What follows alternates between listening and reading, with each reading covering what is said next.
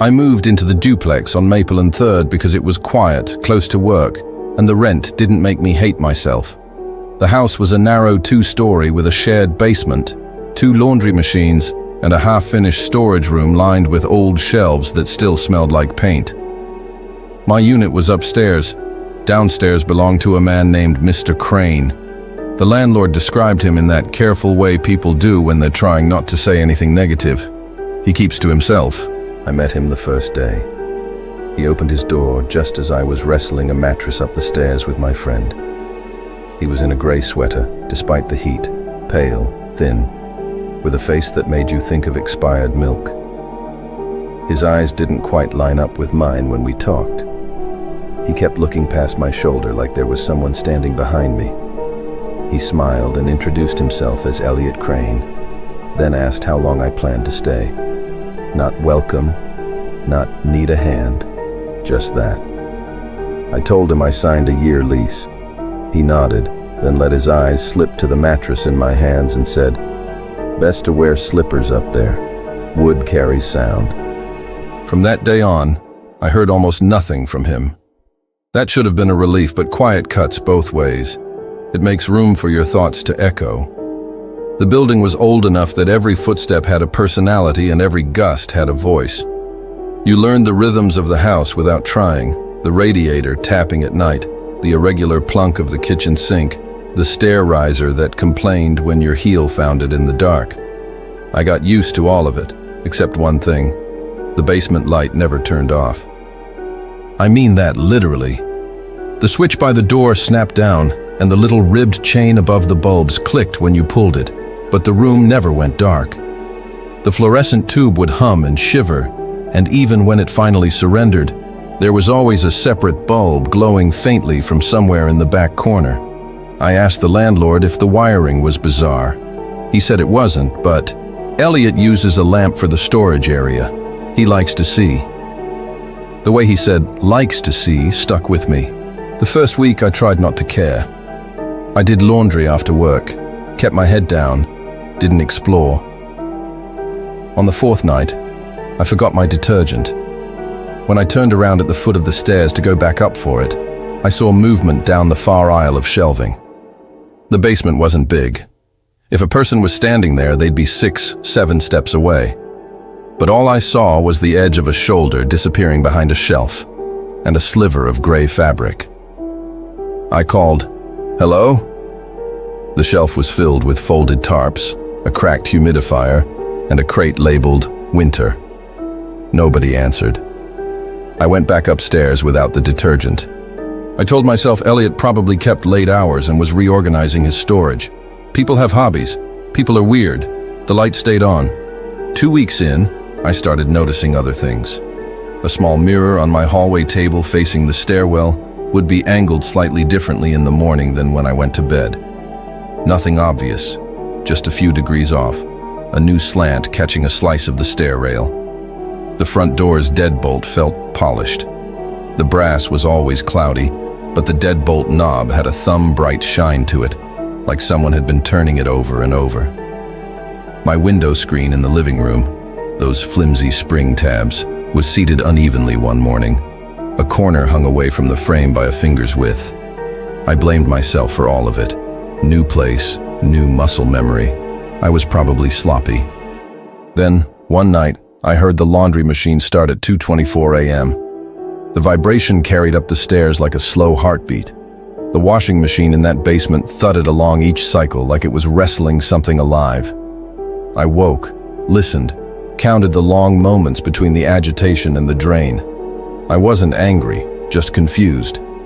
I didn't think Elliot was the middle of the night type, but who knows anyone really? Around the 3rd week, a package arrived with no return address. Inside was a pair of foam earplugs and a note torn from a yellow legal pad. "You're heavy on the stairs." That crossed the line from quirk into message. I took the note downstairs and knocked on Elliot's door. He opened after the 3rd knock and stared like I'd interrupted a song he could almost hear but couldn't name. I held up the earplugs. "Is this from you?" He blinked, then smiled too broadly. "Noise carries." "I'm trying to be quiet," I said.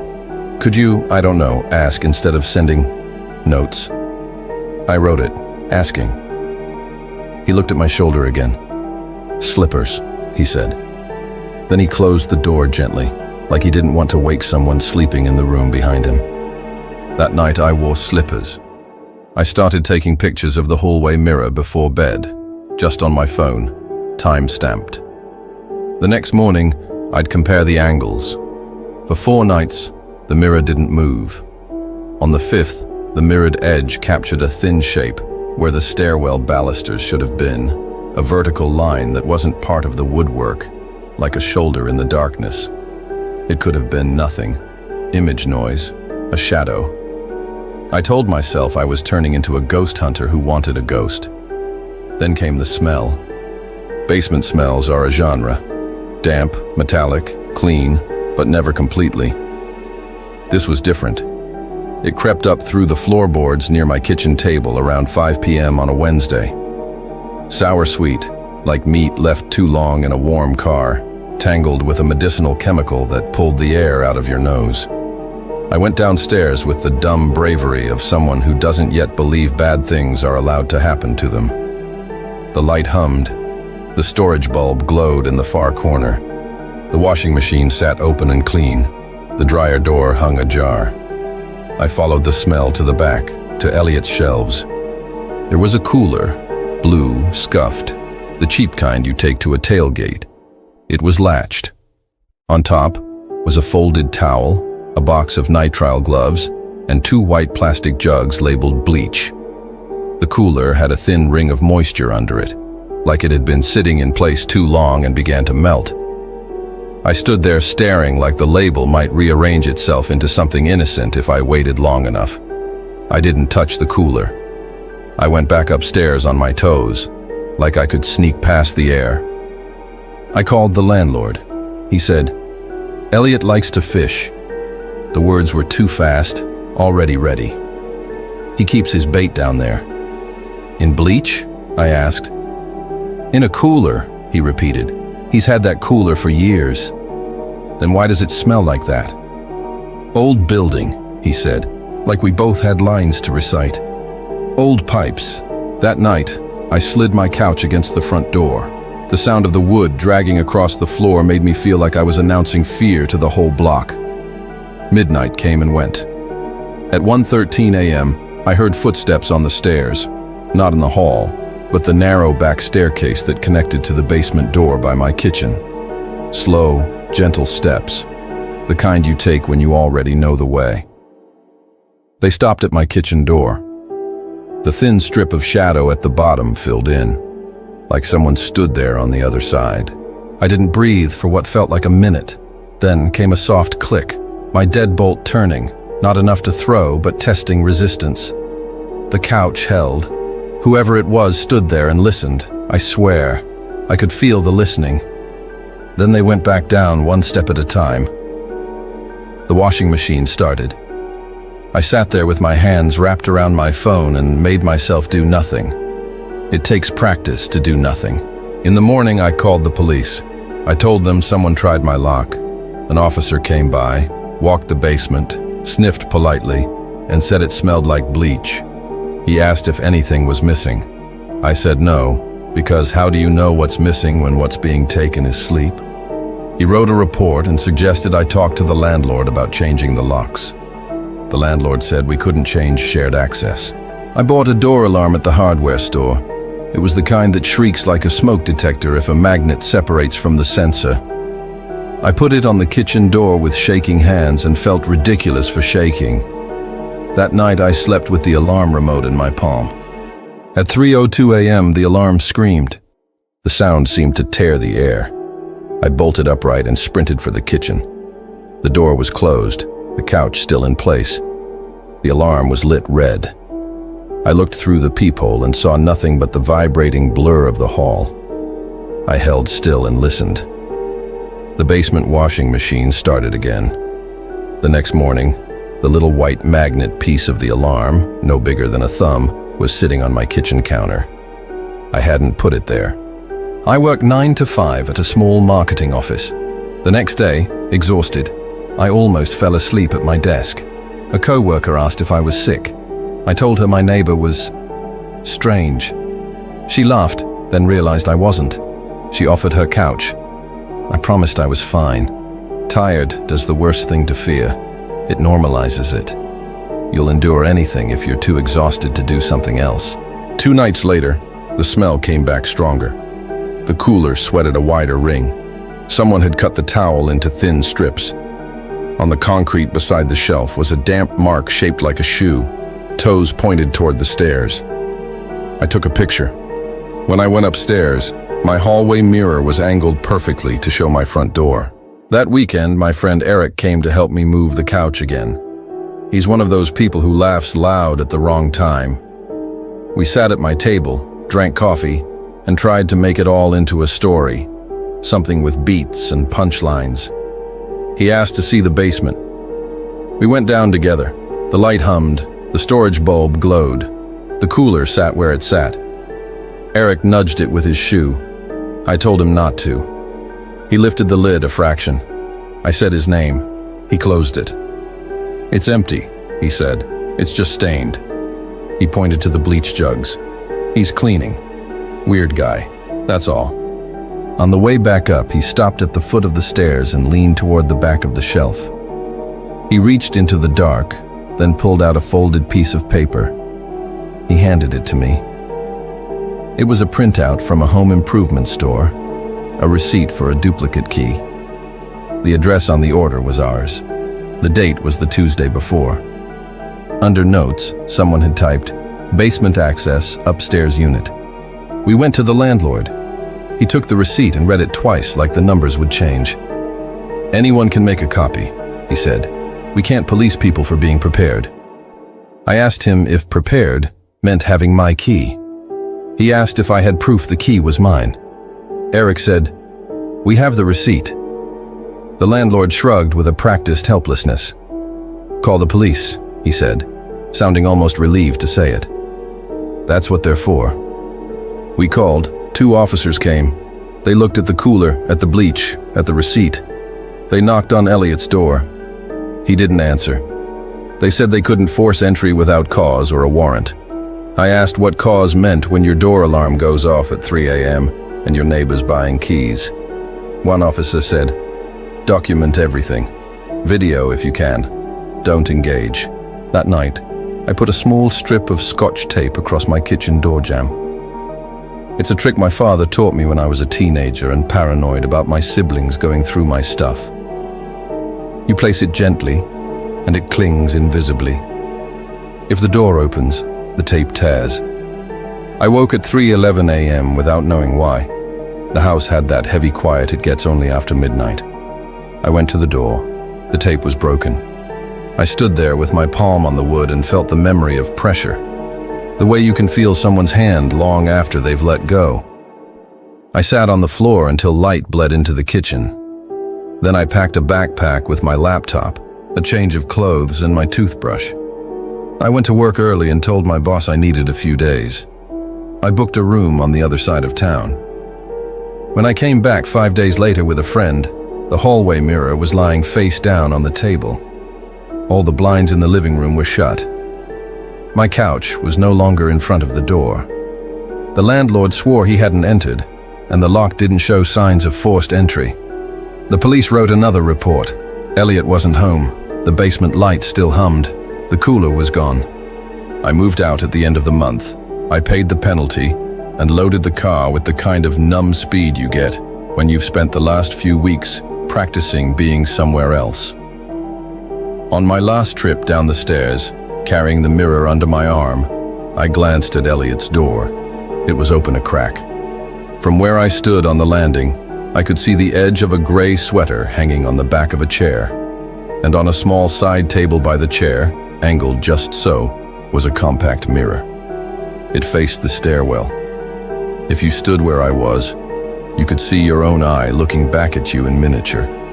I closed my door for the last time, set the mirror down in the hallway for a second to free a hand for the keys, and realized there was tape stuck to the back. I don't know when I put it there. I don't remember doing it. Maybe I never did. I still dream about that basement light, the way it hummed like a throat clearing, the way it didn't allow darkness. If I wake up in my new place and feel the air change, I don't turn the lights on. I hold still and listen. Sometimes I swear I can hear water draining, like a washing machine switching cycles. Then it stops, and the house goes quiet again, and I tell myself that quiet is the point of moving. The landlord called me once, a month later, to ask if I'd left a cooler behind. He said there was a stain in the basement that wouldn't come out. I told him I didn't fish. He said, "Elliot moved." "Where?" I asked. "Not far," he said. "He likes to see." I didn't ask what that meant. I hung up and angled the mirror in my hallway away from the door. It faces the wall now. I used to live in a 1970s apartment complex that wanted to be a cul-de-sac. It had curved driveways, little islands of trees, and identical beige buildings that confused delivery drivers and drunk friends. My unit looked out over the parking lot, which made it feel like I was watching a stage where the same cars entered and exited every day, performing a loop of lives that weren't mine. Across the hall lived a man I'll call Turner. The first time I met him, he was in the stairwell with a tape measure pulled out like a silver tongue. He stood sideways on the landing and extended it to the wall, thumb pressing the lock as the metal blade bowed and hummed. He didn't look at me when I said, "Hey." He said, 7 feet, 8 inches, like I'd asked. His hand trembled faintly when he rewound the tape, the metal snapping back into the case with a sound that felt like biting down on something cold. That was Turner. He measured things. At first, it was almost funny. He'd be out front with the tape, measuring the concrete lip of the curb, the distance between parking stops, the exact height of the mailboxes. He measured the lobby bulletin board from top to bottom, and left to right, and wrote numbers on a small pad. He measured the handrail in the stairwell. He measured the angle of the stairs with one of those protractor tools I hadn't seen since middle school shop class. He measured the distance between peepholes. When I joked about it to the building manager, a woman with 1,000 keys and no patience, she sighed. "He's harmless," she said. "He's lived here for years." I would have believed that if it weren't for what he did with the measuring after dark. The first time I noticed him at night, it was 12:30 a.m. I was on my couch with a glass of water and a headache that pulsed behind my right eye. The hallway light outside my door burned 24 hours because the building's timer had died, and the management decided constant light was cheaper than fixing it. That light had a tone to it, a constant electric whine you could ignore in the day, but not at night. When the shadow moved under my door, it broke that whine, the way a cough breaks the quiet in a movie theater. I got up and looked through the peephole. Turner stood there in his gray jacket, tape measure in hand, extending the blade along the seam of my door to the floor. He was measuring the crack. He moved slowly, lips parted like he was savoring the air. He stopped at the deadbolt, stared at it like he was willing it to speak, and then wrote something in his pad. When he looked up, I flinched, even though there was solid wood between us. His eyes weren't at the peephole exactly. They were a few inches below it, like he knew exactly where my eye would be, and decided to look slightly lower out of courtesy? Control? He smiled without showing teeth, then put the tape away and walked to the end of the hall. He measured the bend where the carpet met the baseboard. He measured the light switch plate. He left. I told myself, neighbors weird, that's all. The world is full of weird. He started measuring different things in the morning. The gap between my door and the floor, the distance from the jamb to the first hinge, the length of my welcome mat. He measured my mat 3 times that week. Each time he wrote something down. Each time he lingered at the deadbolt. I put a small draft stopper at the base of the door, a brown beanbag tube you press against the crack to block cold air. It made me feel like I'd done something. 2 days later, I came home to find the draft stopper a foot inside my door. That morning before work, I had pressed it firmly in place. It wasn't heavy, and it wasn't sticky, but it doesn't move on its own. There were no marks on the floor. The deadbolt was locked. The chain was on. I called the building manager and asked if anyone had entered my apartment for maintenance. She said no. I asked if Turner had a key. She laughed and said, "Everyone has that rumor. No." I told myself I was wrong about where I put it. I moved it back and put a tiny pencil line on the tile to mark its spot. The next morning, the stopper had moved again. Less than before, but the pencil line proved my memory. I took a picture. That night, Turner measured the fire extinguisher case. He measured the door to the electrical closet. He measured the vents. I watched through the peephole as he crouched by my door and, without touching the stopper, lay the tape along the floor as if he was drafting an invisible plan. He wrote. I decided to say something. I opened the door as casually as I could, like I was just happening to leave at midnight. He rocked back on his heels and smiled at my shoulder. "Can I help you?" I asked. "Just taking notes," he said. "About my door?" "About everything," he said. "The building changes." "It's concrete," I said. "Everything moves," he said. He flicked the tape. "It breathes." I told him I'd appreciate not having my door measured. He nodded slowly, like he was agreeing with the idea of appreciation. "Of course," he said. Then he pointed to the tiny pencil line near my draft stopper. "You'll want to clean that." I slid the chain closed with my heart beating in my throat. I bought a wedge alarm online. One of those wedges you stick behind a door so if it opens, it shrieks. I tested it. It worked. I left for work and thought about that wedge all day, like it was a dog I'd forgotten to feed. When I came home, the wedge was in my bedroom on the dresser. The alarm didn't go off because the door didn't open. I stood in my living room for a long time and listened to my pulse in my ears. I changed my locks without asking permission. A friend from high school was a handyman. He came at 9 p.m., swapped out the cylinder, tightened the strike plate, and said it would be fine. "You really think the guy has a key?" he asked. I told him I didn't know. He shrugged. "People are less subtle than you think."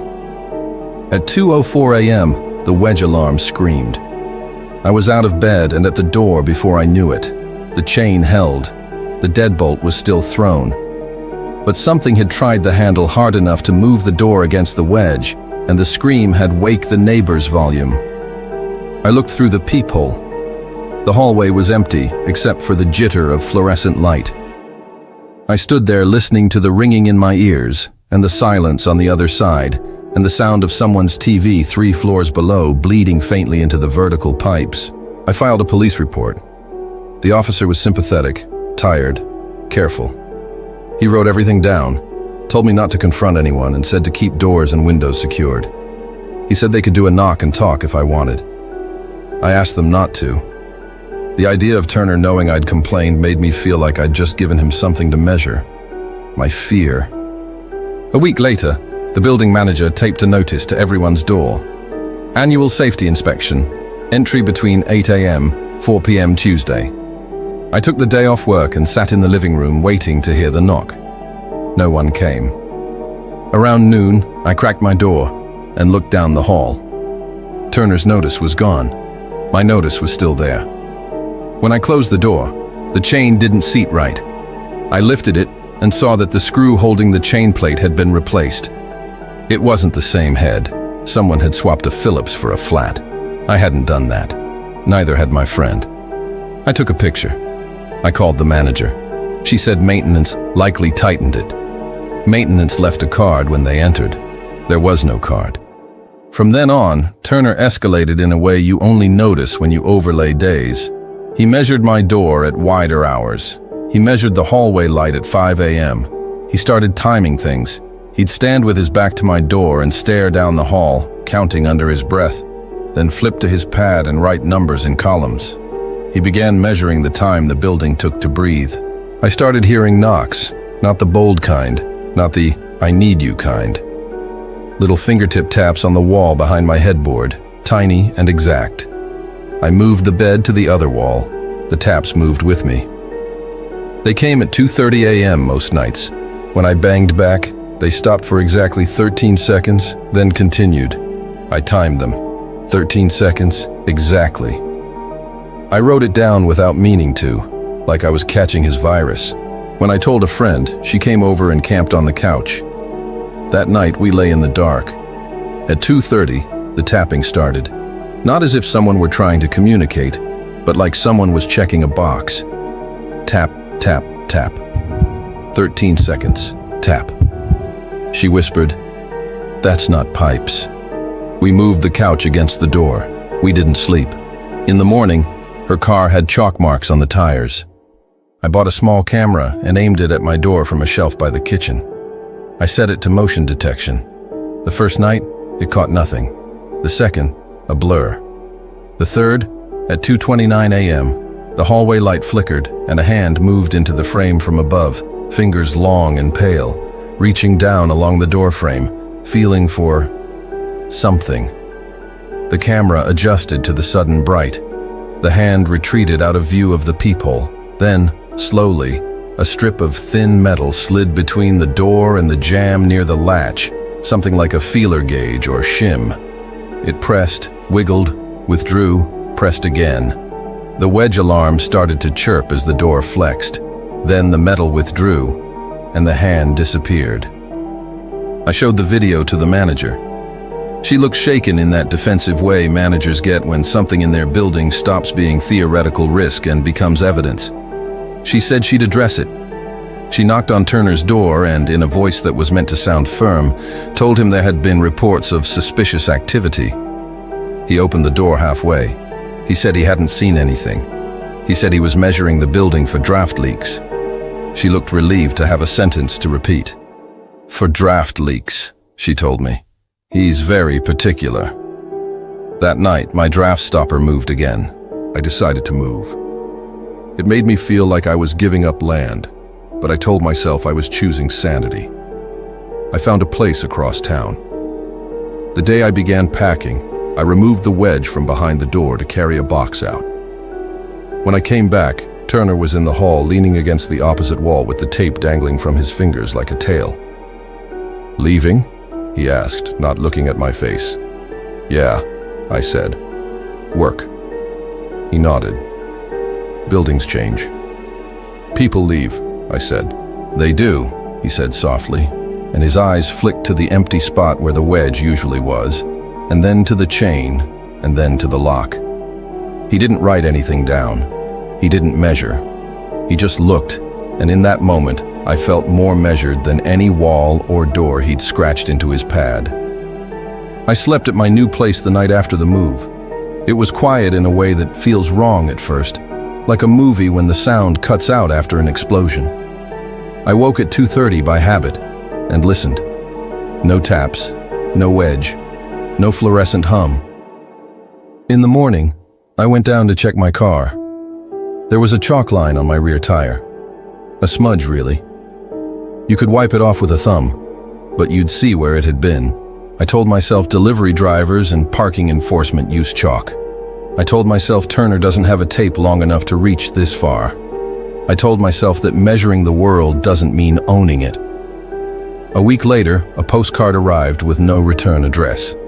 On the back was a single line. "Your new door is 2 inches tighter."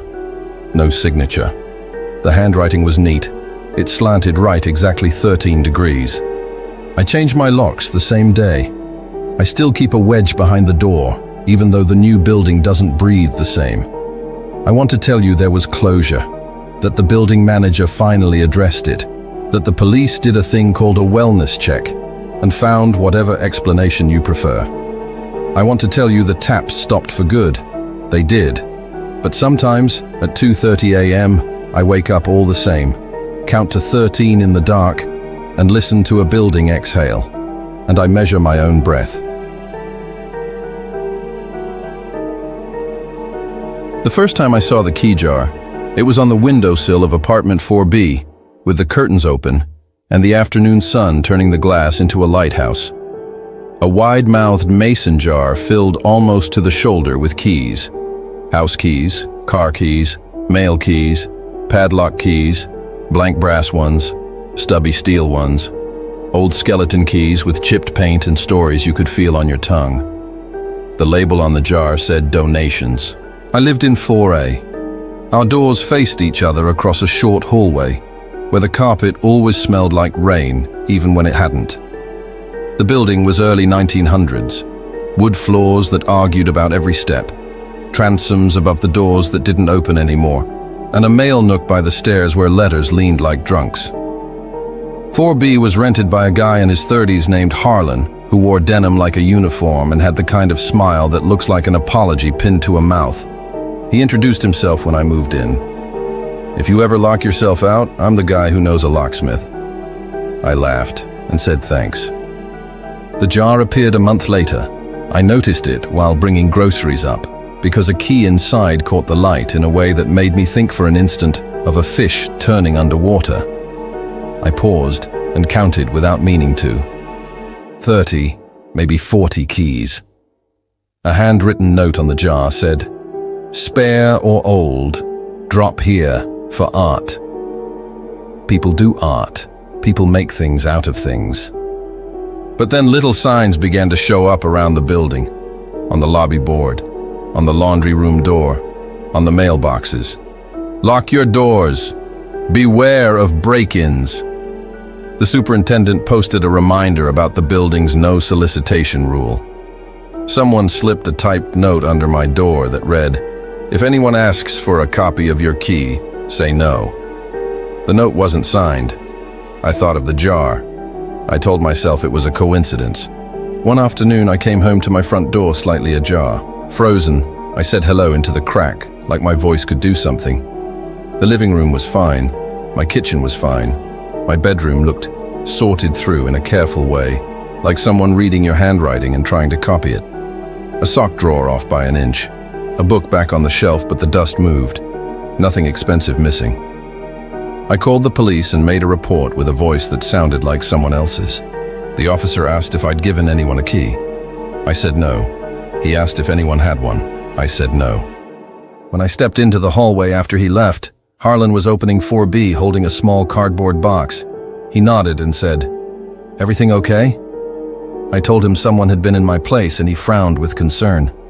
"That's awful," he said. He set the box down and, without asking, stepped closer to my door and examined the strike plate. He traced the screws with his finger. "You should really have those replaced," he said. Philip's head, not flat. Then he looked over his shoulder at his jar and smiled thinly. People don't understand how vulnerable they are. The next morning, the jar had more keys. You start noticing keys when you don't want to. A lanyard on a neighbor's belt. A spare hanging from a hook inside a coat closet. Keys jingling at the bottom of your bag, announcing themselves. You start to think of every key as a vote of confidence in the earth, and every lock as a promise you want to believe.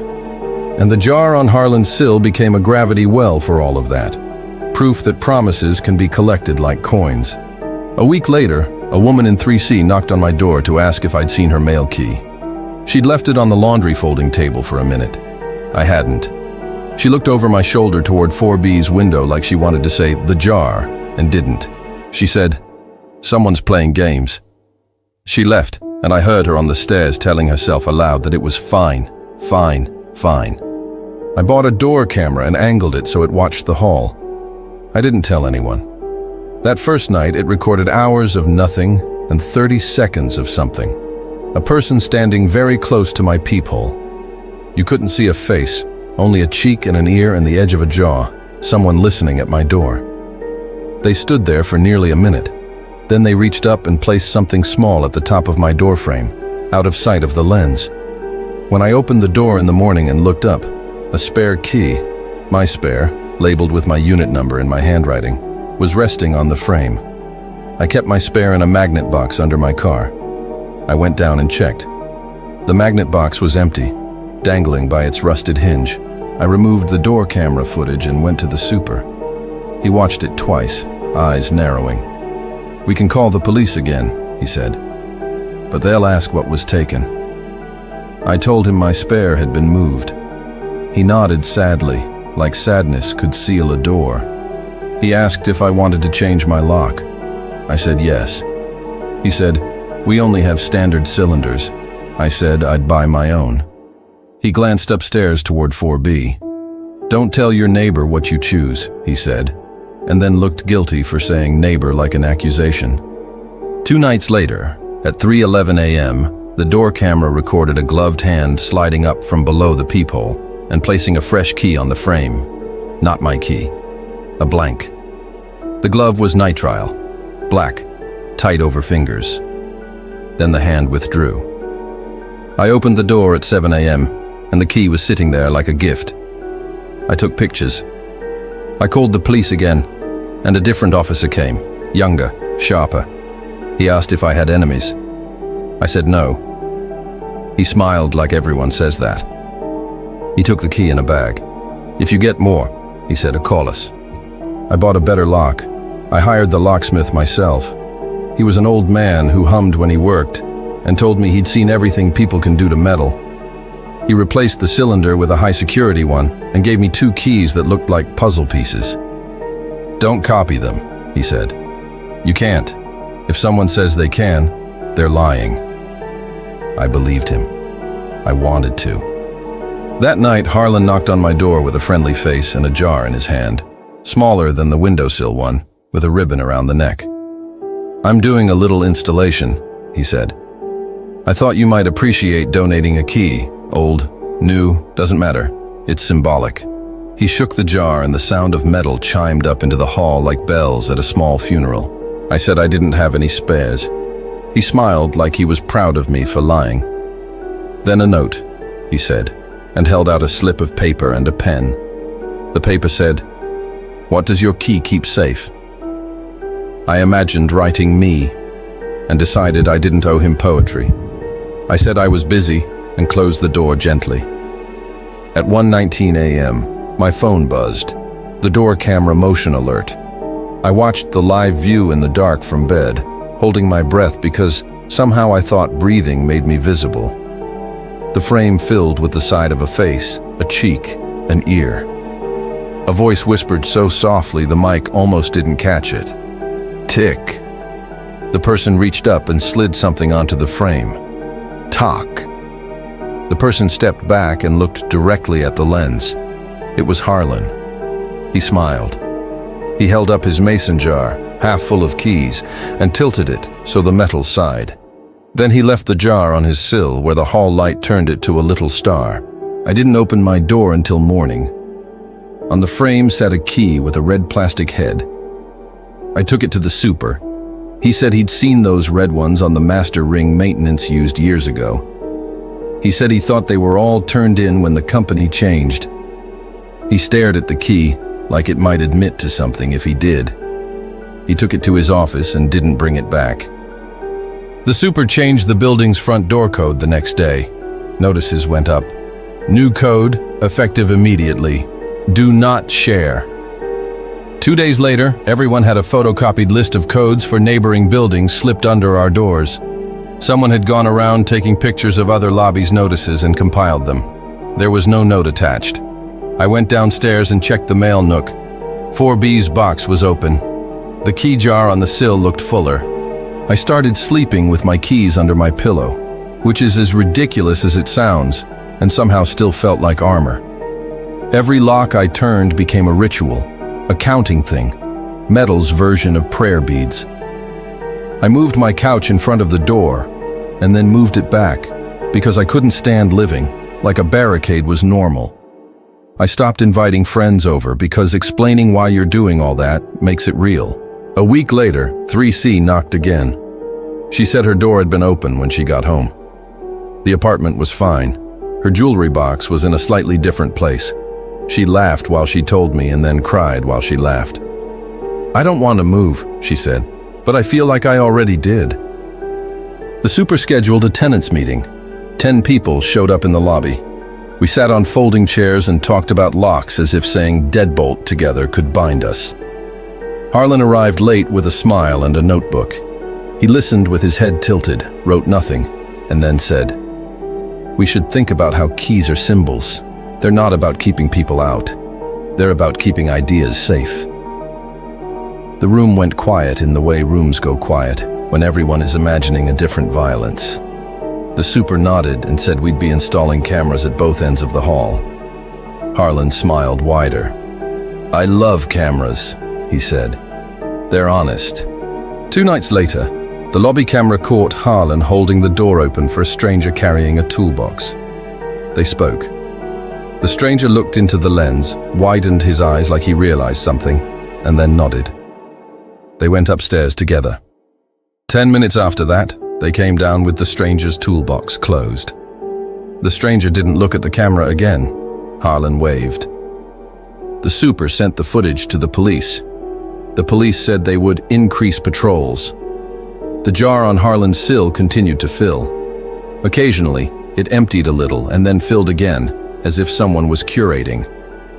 On a Tuesday, I counted 6 skeleton keys near the top and thought about all the locks in the world that still opened with those. When I finally decided to move, it was not because of a break-in, it was because of a note. I found it slipped under my door, handwritten in that neat print that people use when they want to look sane. "I have something that belongs to you. This isn't theft, it's custody. Please come to 4B to retrieve." No signature. I knocked.